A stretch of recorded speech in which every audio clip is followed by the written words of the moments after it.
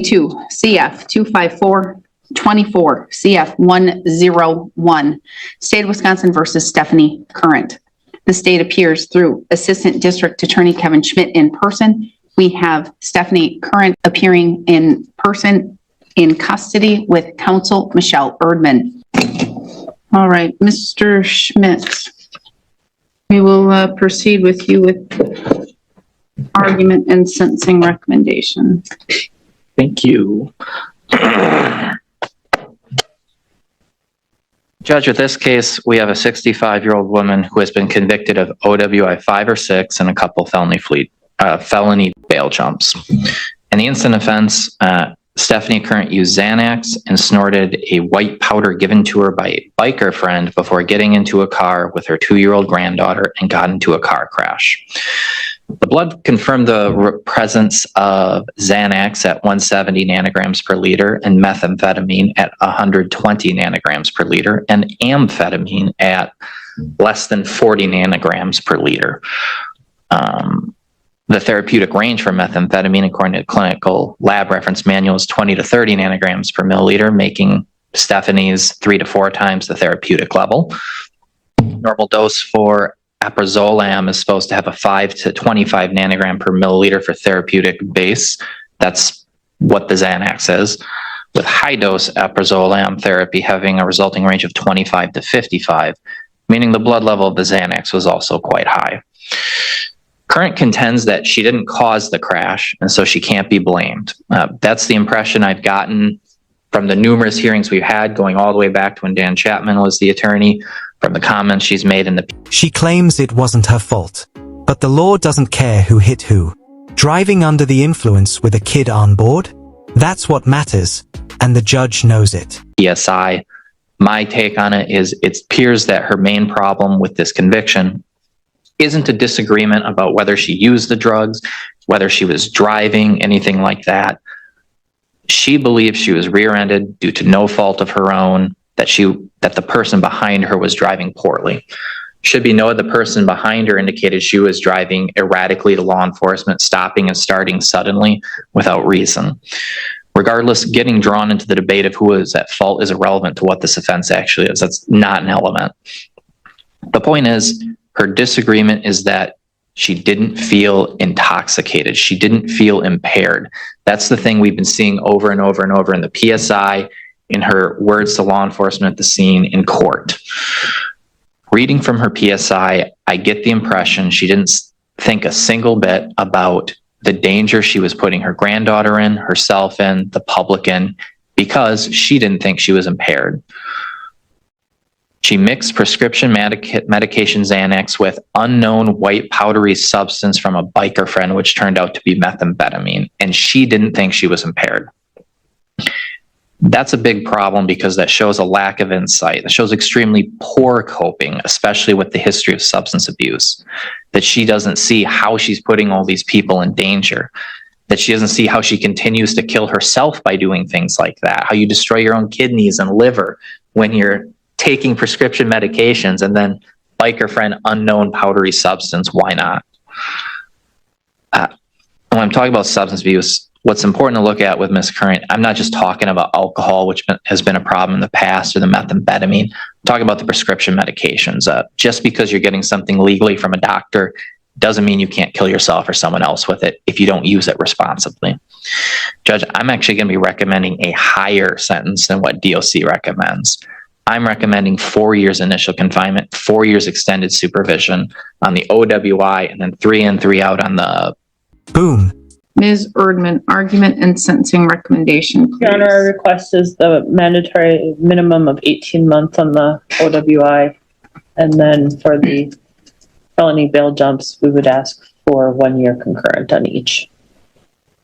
Ms. Current, when I met her, had a pretty strong belief, and a lot of it is true, what the district attorney has stated. So from her perspective, the gentleman that hit her car was someone who was operating without a driver's license and had an accident just a few weeks prior, had totaled out his own car, was actually driving someone else's car. So from her standpoint, this did precipitate from someone else's behaviors. And I think the thing that we struggled with in coming to some type of a resolution was that there's a strict liability or a mandatory, if you've got something in your system, if there's something in your bloodstream, then you can be found to be guilty regardless of when it got there. And I think that was probably the biggest thing that we needed to overcome. And once I was able to explain that to her, following, I think, the suppression hearing, it was then that she conceded that there was the basis to enter a plea and did so. So prior to that, I think there was kind of a impression in her mind anyway that she hadn't used anything that day, therefore she couldn't have been under the influence, and therefore this was an unwarranted charge. So regardless of how we got there, we're here today. Ms. Current, I think, is someone who has a history of... Right away, this stops being a routine court appearance, a 65-year-old defendant, a 6th OWI charge, and a child involved. This is the kind of case where judges start thinking about public safety first, sympathy second, pay attention to how early the stakes are set. Emotional and mental health that dates back to childhood. She also has a criminal history that, please note that the last OWI was back in 2011, so it is a little bit dated. It's not as though she's someone who's really had just this string of mal-occurrences as of recent. Based on the law as it stands today, Your Honor, she's no longer eligible for a driver's license. And so we don't need to worry about protecting the public in that regard. And so I think the question for the court today, right, is how do we impress upon Ms. Current that behavior such as this isn't able to be tolerated, and also make sure that we've got the public being protected and addressing any needs she has in terms of rehabilitation. The substance use, I think she is able to avail herself of programming in the community. She's a 65-year-old woman who's not going to have a driver's license any longer. Her very good friend Tim is in the courtroom today. Tim is sober. Tim does not have any criminal history. I think he said maybe a driving ticket, if that, but he's got very good judgment. He's been very supportive all along of her, and I think she does have some good influence in her life. One of the things that I'm not clear if the most recent letter came to Your Honor or not. She pointed out that she's got a granddaughter, a daughter, and that, at her age, they're literally all she's got left. When we met yesterday, it was quite a long conversation about loss, and she had, I think, her parents within a year. That occurred not that long ago, and I think she mentioned maybe seven people had passed away, in a relatively short amount of time. And she basically is viewing herself, her daughter, and her granddaughter is pretty much all she has left, and then she's of course got Tim. Ms. Current, I am now going to turn to you, and this is your opportunity to provide any statement that you wish to provide to the court. Anything you would like me to consider and to know. You don't have to tell me anything. You don't have to provide a statement, but this is your one and only opportunity to do so. Ms. Erdman, you stated something about some letters or some things. If I received some letters, I didn't receive any letters or any information. Judge, it was perhaps just directed towards me, and I think we've covered it. So I don't think that there was anything, unless, are you reading to her that letter that you, is that what you, okay. All right. If you're going to read a letter to the court, Ms. Current, please do so slowly and enunciate your words, because I have a court reporter who needs to take everything down, okay? Okay. All right. And please speak very clearly into the microphone. Do you want to read it or do you want to? Hi. There's been a lot said about me today, and obviously I don't see that any of it's true, and makes me sound like I'm out there doing drugs and getting drunk and throwing my granddaughter in the car saying, let's go for a joyride, and that's not how I live my life. I live a quiet life alone with a cat. I don't have company or visitors. Almost all of my friends and family died in 2017. So I've been alone, and I've become accustomed to this. And it's how I prefer to live the remainder of my life.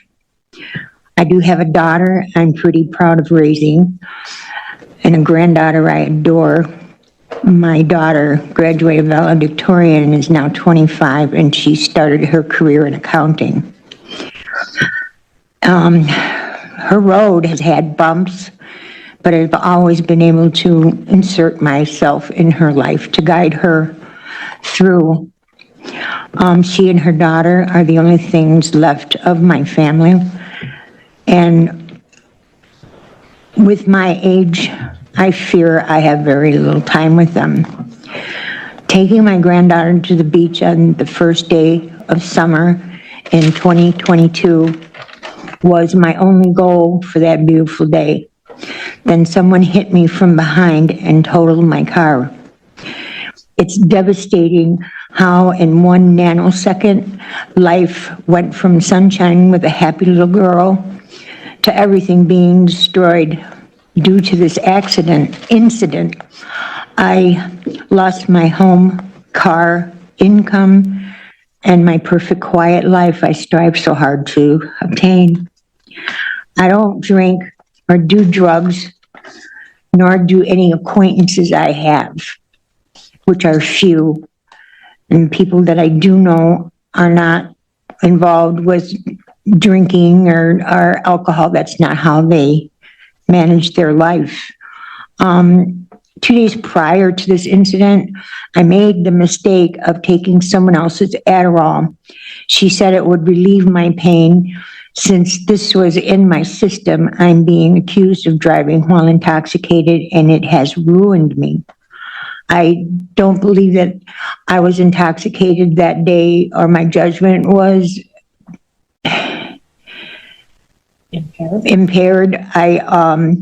Because this was 2 days prior to that. Well, then I'm going to stop you. Why did you test positive for methamphetamine? Because it stays in your blood system, I've heard, for about a... This is where the case turns deadly serious. It's not just drug use, it's the levels 3 to 4 times the therapeutic range mixed substances, and a 2-year-old in the car. In sentencing, those facts alone can outweigh almost everything else. 30 days, I think. Test positive. There's amphetamine and methamphetamine. Methamphetamine tested positive. Yeah, I don't understand that. And I just took this substance. You didn't know what you were taking. No, she just said it was for my pain. I'm in chronic pain all the time. My spine isn't real. It's made of titanium all through it, and I have titanium hip, and I have a titanium knee, and I got to get another hip, and it's been a struggle for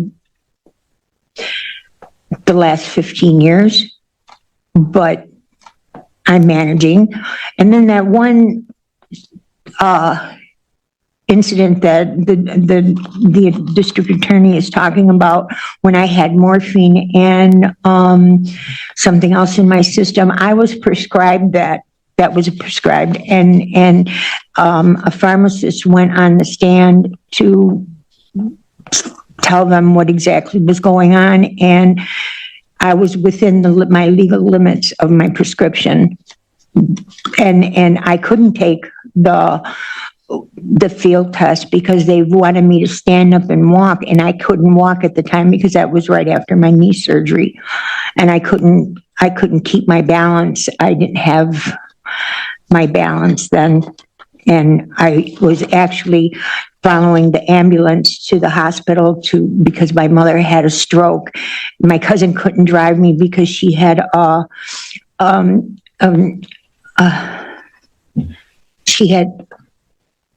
treatment that day. She had cancer, and so she had a treatment that day, and she couldn't drive me, so I had to drive myself because I wasn't going to let my mother go to the hospital and perhaps die without me being there. So that's what I was doing that night, and I got pulled over because it was a freak storm that we always have. But I answered to that, and I don't see why something I've done since I was 3 years old should pertain to today, or to that day 2 years ago. I'm fighting for my life here because I don't believe that I have much time to do that. I don't know where I was at. Taking my granddaughter to the beach, how my perfect quiet life that I strive so hard to build. And I don't drink or do drugs, and neither do the people I know or that's involved with my life today. I don't know anybody that goes out there and has a heyday every weekend or every 3 days or whatever. Those are not the people that I surround myself with. I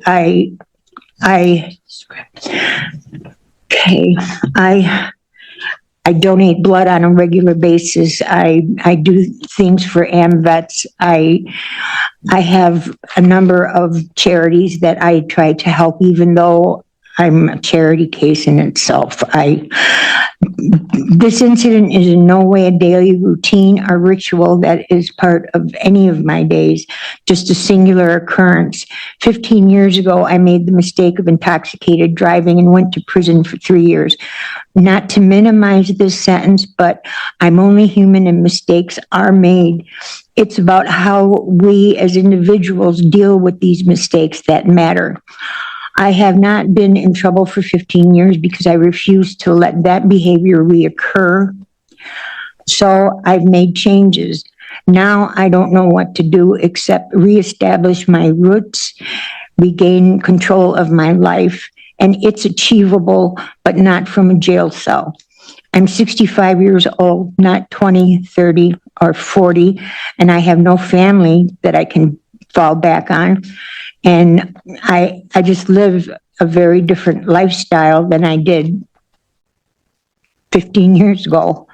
I've worked hard for my life, and I want my quiet life back. I lost my husband 3 years ago, and I've had several spinal surgeries. And now I need another hip. I've been in jail since last January, living in agony with a dislocated hip and not even being placed in a handicapped cell, even though they are available. It's been difficult to say the least, and especially when I think of how this all started one sunny summer day at the beach 2.5 years ago. I'm asking that you take these things into consideration when making your decision. I have a granddaughter that I want to watch grow while I still can. I have medical needs that I need taken care of, and I made a mistake, but I don't believe this mistake should take me away from. Notice what the court keeps circling back to fault. Doesn't matter here, Odell. Law isn't about who caused the crash, it's about whether you chose to drive impaired. This is a hard concept for defendants to accept, and judges see it as a lack of insight. Enjoying the rest of my time left on earth. Thank you for your time. Now, I'm not a scientist, but I've been doing this job for quite a bit. I've been on this chair for almost 8 years. And when science is, when you hear about science and they detect they detect methamphetamine in a system, not amphetamine, and the lab analyst goes and does their spiel and talks about what they detect in blood, and they say that they've found methamphetamine. That means that there was methamphetamine in that white substance that you snorted, not just the Adderall and not just that the amphetamine substance in there. So there was methamphetamine in that white substance that you snorted.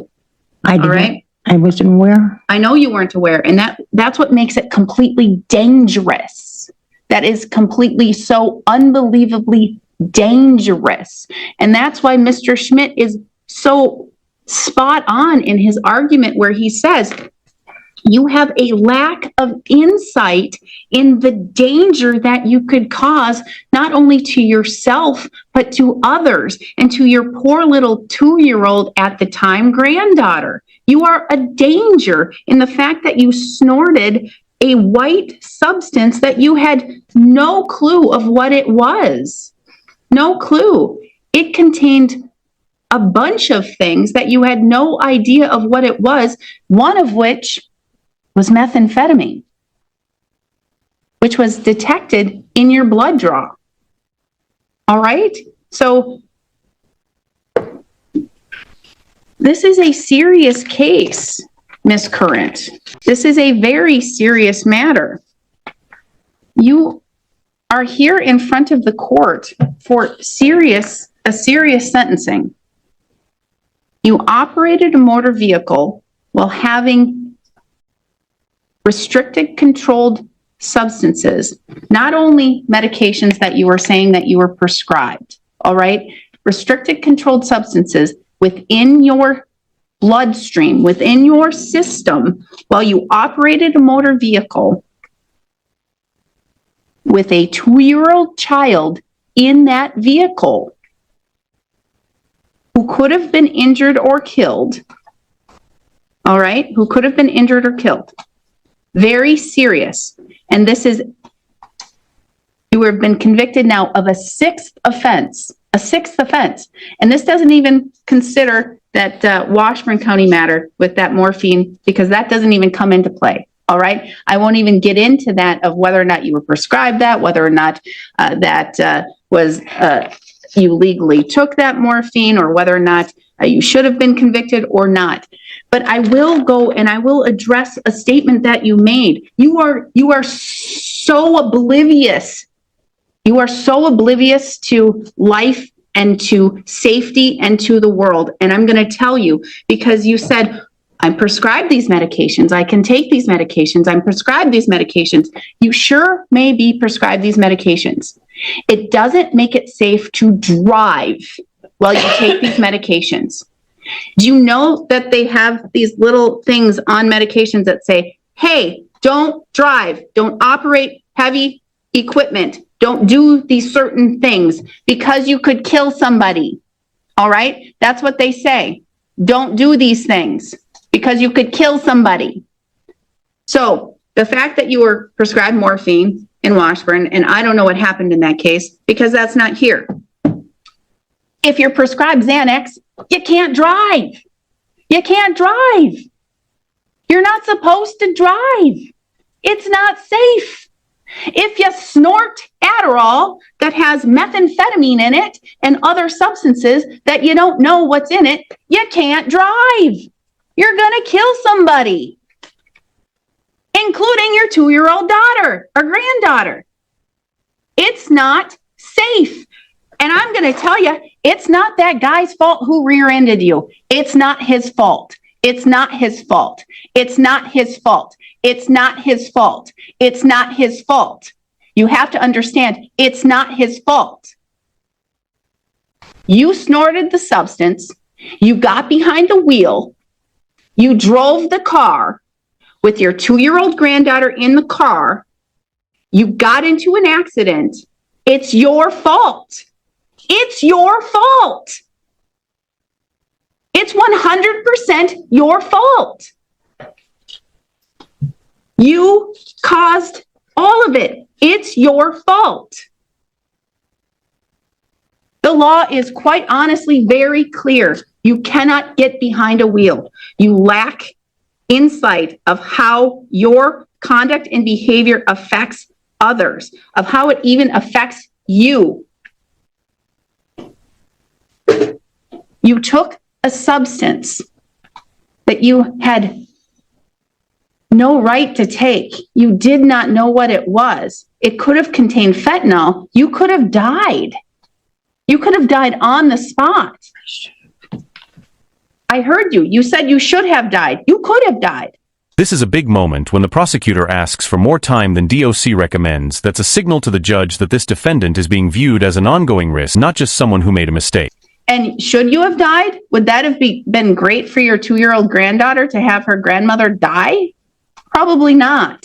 And I don't think you mean that. I don't think you mean that you should have died. I don't think you would have liked your daughter to have had her mother die. I don't think you wish that your granddaughter would have had her grandmother die. I think that you just don't want to be accountable for your actions. I just don't think that you want to accept the responsibility of what you have done. All I hear is excuses, excuses, excuses, and no accountability.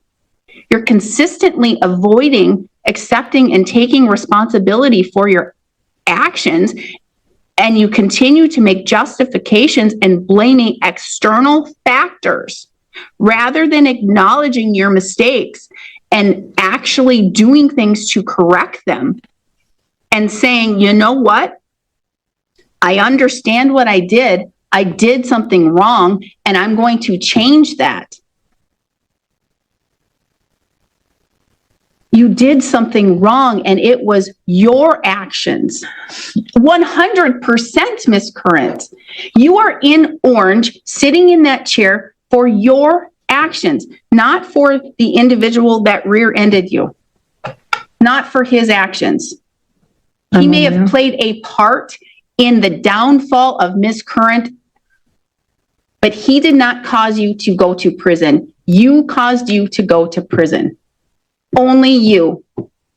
And you're shaking your head up and down. Here comes the hammer. No excuses, no finger pointing. The judge makes it crystal clear. Responsibility sits on her shoulders. Because I think maybe you're actually realizing today, or having a little bit of insight, maybe perhaps a little bit of insight, your actions have brought you here today. Only you. I understand that, and I understood that. I've been understanding that. I've been here almost a year. I know. And that is the first step. The first step to healing. The first step to trying to reach some point in sobriety. I have to look at multiple things when I sentence. And I have to look at the nature and the gravity of the offense. And here it is so very, very serious. It is so serious because it is an OWI 6th offense. And I have to look at you, and I have to look at your character and your past criminal record. And again, this is an OWI 6th offense. And then I have to look at needing to protect the public. And I have to look at rehabilitation and if there are ways that you can rehabilitate. And that means that I have to look at if you have completed treatments, if you have the ability to go to treatment, and if you have the ability to have a path to treatment with your past OWI history and your past as it relates to your treatments, your failed treatments, your refusal for treatments. I never refused treatment. You've never refused treatment? No.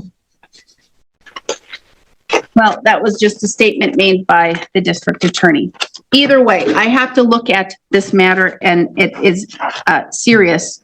It was originally charged more serious, and through the grace of God and the arguments of your counsel and through strong negotiation, all of those enhancers and the original charges from OWI 7-8 and the enhancer with the minor was all worked out and taken off, and it was modified down to a simple OWI 5. I have to look at the specific and the general deterrent and the fact that you have a lack of insight and the fact that even in your statements to the court, you don't take accountability. Your first statement, you come out and you say, you don't think it's true that you wouldn't be here but for the fact of the individual who rear-ended you. You don't do drugs. You didn't know that this was Adderall. You only do your medications. And all of this is just excuses and excuses with no accountability. You had posted bail and you were released from custody. It wasn't that long, and then you were then again violating the law. thus the felony bail jumps. Her statement is emotional, detailed, and tragic, but here asks the question every judge is silently asking: does grief explain behavior, or excuse it? Sympathy matters, but accountability matters more. I was here that first bail jumping. I was just late that day, and you. I'm talking about missing court. I'm talking about when you were operating the vehicle. Yeah. That time. Not missing court. That doesn't put the public at risk.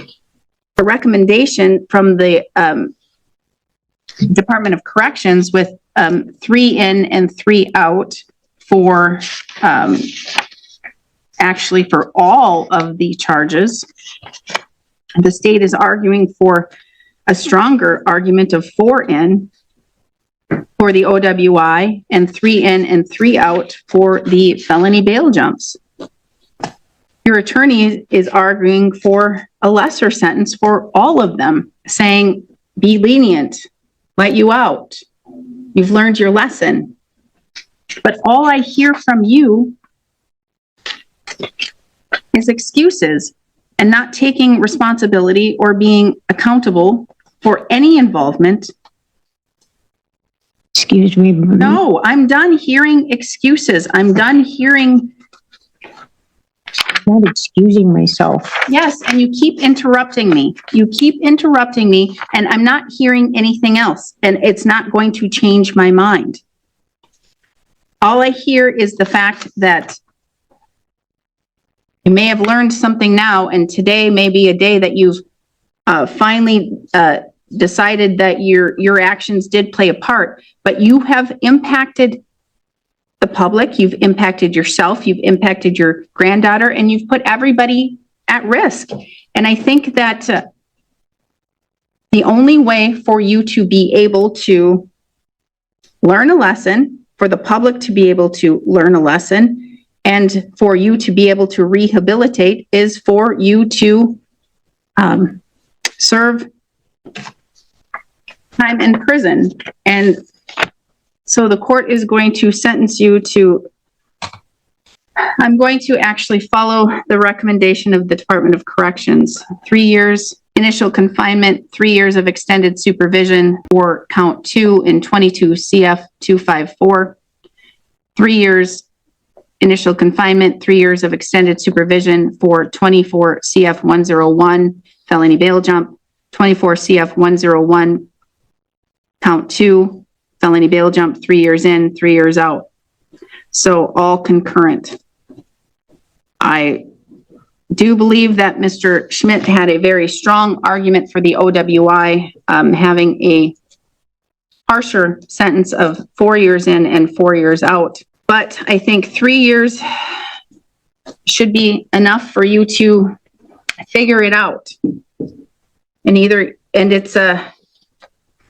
I'm not going to make you eligible for the challenge incarceration program due to your age, and I'm not going to make you eligible for the substance abuse program. This is going to be 3 years that you must sit in an entirety, because this is 3 years that you're going to have to sit, and you're going to have to sit in its entirety and figure it out.